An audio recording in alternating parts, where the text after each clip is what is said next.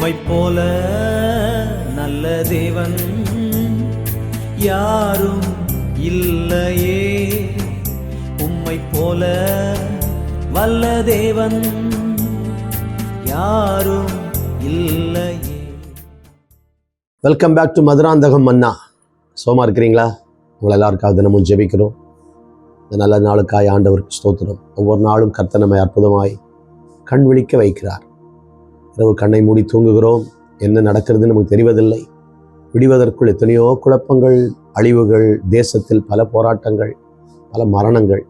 ஆனால் ஆண்டவர் தம்முடைய உள்ளங்கையில் நம்மை வரைந்து வைத்திருக்கிறவர் காலையிலேயே கண் விழிக்க வைக்கிறார். அந்த கிருபைக்காய் கர்த்தருக்கு ஸ்தோத்திரம்.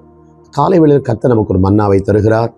இஸ்ரவேல் ஜனங்களுக்கு அதிகாலையிலேயே அவர்கள் கண் திறந்தவுடன் அவர்களுடைய பாளையத்தில் உள்ளேயும் புறம்பேயும் மன்னா அவர்கள் தேவை அவர்கள் கண்களுக்கு முன்பாக இருந்தது. கவலைப்பட வேண்டியதே இல்லை. கரெக்டாக ஆண்டவர் செய்தார். இன்றைக்கும் ஆண்டவர் அப்படியே செய்வார்.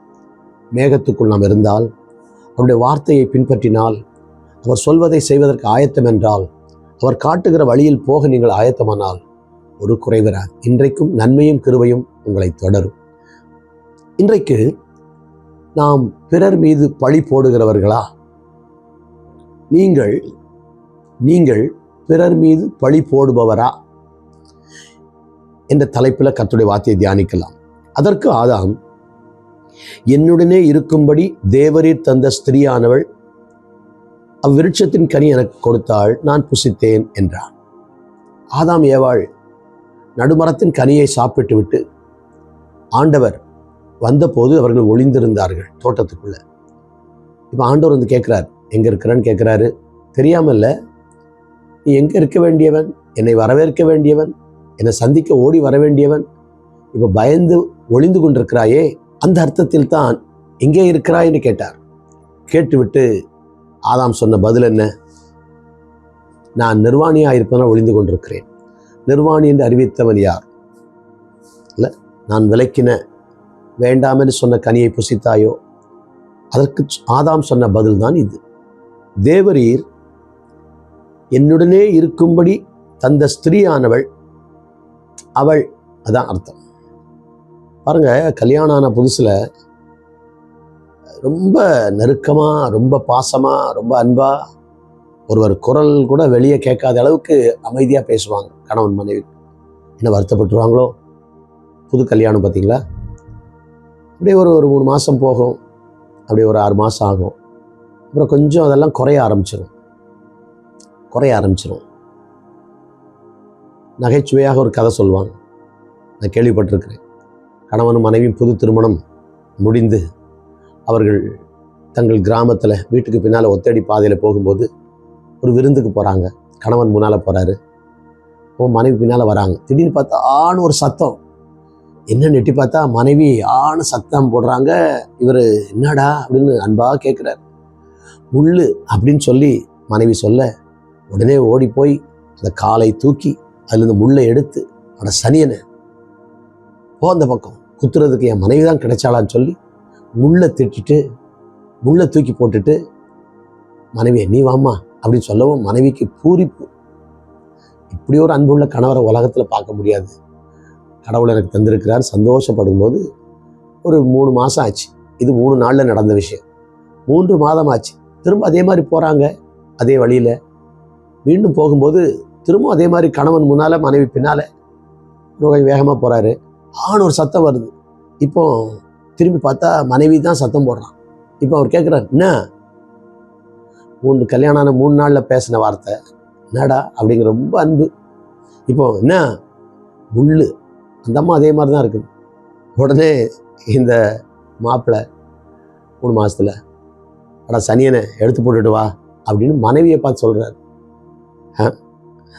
யோசித்து பாருங்க, உலகத்தின் அன்பெல்லாம் இப்படி தான். 3 நாளில் முள்ளு சனியனா தெரிஞ்சு 3 மாதத்தில் மனைவியை பார்த்தே அட சனியனை எடுத்து போட்டுட்டு வா அப்படின்னு சொல்கிற அளவுக்கு இதயங்கள் விலகி இருக்கின்றன திருமண வாழ்வில். காரணம், பிறர் மீது பழி போடுகிற ஒரு சுவாபம். இங்கே பாருங்க, 2ஆம் அதிகாரத்தில்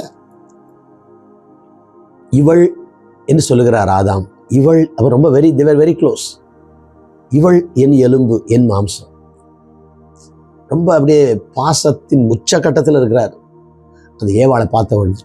ஆனால் ஒரு பிரச்சனை வந்த உடனே, ஏன் இப்படி பண்ணுனேன்னு சொன்ன உடனே மனைவியை விட்டு கொடுக்காம, மனைவியை காட்டி கொடுக்காம, சாரி ஆண்டவரே தெரியாமல் பண்ணிட்டோம் மன்னிச்சிருங்க அப்படின்னு மனைவியின் பாவத்தையும் மூடுகிற மாதிரி, அல்லது மனைவியின் குறையை மூடுவது போல மனைவியை விட்டு கொடுக்காத அளவுக்கு பேசியிருக்க வேண்டும் ஆதாம். அதான் நல்ல ஒரு கணவன். இன்னைக்கு எத்தனையோ பேர் கணவன் மனைவியை அல்லது மனைவி கணவனை பொது இடங்களில் பிறருக்கு முன்னால் பழித்து பேசுவதை பார்க்கிறோம், குறை சொல்வதை பார்க்கிறோம், விட்டு கொடுத்து பேசுவதை பார்க்கிறோம். இவள் என் எலும்பு, என் முகம் சரியில்லை அப்படின்னு யாராவது சொல்லுவோமா? என் முகத்தை பாருங்க, கோபம் வந்துட்டால் முகம்னு சொல்ல மாட்டோம், மூஞ்ச பாருங்க, முகரைய பாருங்கன்னு சொல்கிறாங்க. நம்ம அப்படி சொல்லுவோமா? ஆனால் அடுத்தவங்களை சொல்லுவோம், மூஞ்ச பாரு அப்படின்னு சொல்கிறோம். இப்போ பிறரை பழித்து பேசி விடுகிறோம், பழியை பிறர் மீது போட்டு விடுகிறோம். இந்த சுவாபம் நமக்கு இருக்கக்கூடாது. குறைகள் வரும்போது சாரி ஆண்டவரேன்னு சொல்லிடணும். ஆண்டவர் சோதரும். ஆண்டவர் என்ன சொன்னாலும் சரி ஆண்டவரேன்னு சொல்லலாம். ஒருவேளை நம்ம குறைவுள்ள நிலையில் குறைகள் வந்து விடும்போது சாரி ஆண்டவர், 2 வார்த்தை. இந்த சபையில் வருகிற ஊழியர்களுக்கெல்லாம் சொல்லுவேன், தம்பி ஊழியத்துக்கு வந்திருக்கிற 2 வார்த்தை சொல்லித்தரேன். இந்த 2க்குள்ள வாழ்க்கை இருக்கணும். என்ன சொன்னாலும், கர்த்தர் சொன்னாலும், இங்கே இருக்கிற மூத்த ஊழியர்கள் சொன்னாலும் சரி பாஸ்டர் சொல்லு, சரி ஆண்டவரேன்னு சொல்லு. ஒருவேளை சரியாக செய்யாவிட்டால், குறை என்று உணர்ந்தால் சாரின்னு சொல்லு. சரி சாரி, இந்த 2 வார்த்தையை சரியாக நீ பயன்படுத்து. இதற்குள் வாழ்க்கை இருக்கட்டும், உனக்கு ஒரு பிரச்சனை வராது, கர்த்தர் உயர்த்துவார் இப்படின்னு சொல்வது வழக்கம். அதே போல் ஆதாம் சொல்லியிருக்கலாம், ஆண்டவரே சாரி ஆண்டவரே, ஏவாளை ஒன்று சொல்லாதீங்க ஆண்டவரே அப்படி சொல்லியிருக்கலாம். இல்லை, என் பிள்ளைய விட்டுருங்கன்னு சொல்ல மாட்டாங்க தாய் தகப்பன். இதை விட்டுருங்க, அவனை விட்டுருங்க. அம்மா சொல்லுவாங்க பாருங்க, என் பிள்ளைய விட்டுருங்க ஒரு பிரச்சனை வரும்போது. ஆதாம் அப்படி நடந்து கொண்டிருந்திருக்க வேண்டும்.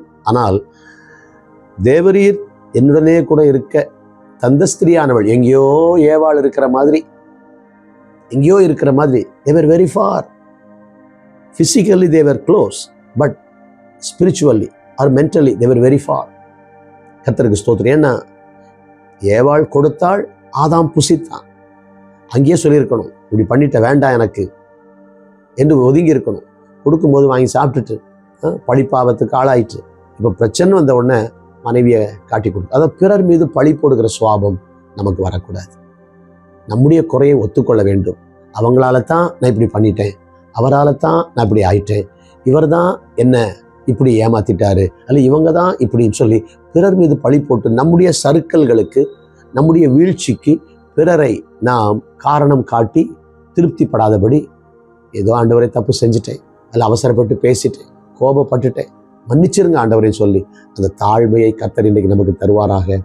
தாழ்மை உள்ளவனுக்கு கர்த்தர் கிருபை அளிக்கிறார். மேன்மைக்கு முன்னானது தாழ்மை. அற்புத பிதாவே, நல்ல நாளுக்காய் ஸ்தோத்திரம். உம்முடைய அற்புதமான சத்திய முத்துக்களை எங்களுக்கு காலையிலே தருகிறதற்காய் ஸ்தோத்திரம். ஆண்டவரே, பிள்ளைகள் மீதோ அல்லது கணவன் மனைவி மீதோ அல்லது மனைவி கணவன் மீதோ அல்லது பெற்றோர் பிள்ளைகள் மீதோ அல்லது பிள்ளைகள் பெற்றோர் மீதோ பழி சொல்லிக்கொண்டே இருக்கிற ஒரு உலகத்தில் வாழ்கிறோம். எதற்கெடுத்தாலும் பிறர் மீதான் பழி. ஆண்டவரே, அக்கா தங்கச்சிக்குள்ள, அண்ணன் தம்பிக்குள்ள, ஆனால் ஏன் ஊழியர்களுக்குள் கூட இப்படிப்பட்ட பிறர் மீது பழி போடுகிற ஒரு சுவாபத்தை பார்க்கிறோம். இது வேண்டாம் ஆண்டவரே, எங்களை மாற்றுங்க, மறுரூபமாக்குங்க. ஒருவரை ஒருவர் நேசிக்க எங்களை தாழ்த்தி ஐ எம் சாரி என்று சொல்ல கர்த்தர் கிருபை தாங்கப்பா. இயேசுவின் நாமத்தில் இந்த நல்ல ஆவி இந்த காலை வேளையில் எங்களுக்கு வருவதாக. எங்கள் குடும்பங்களில் ஒரு தாழ்மையின் ஆவி இருப்பதாக. ஆண்டவர், பிறர் மீது பழி போடுகிற ஆவி ஆண்டவரை நீங்கும்படியாய் ஜெபிக்கிறோம். நமக்கே மகிமை உண்டாகட்டும். இயேசுவின் நாமத்தில் வேண்டுகிறோம் பிதாவே. ஆமென், ஆமென். மேன்மைக்கு முன்னானது தாழ்மை, மறக்காதீங்க.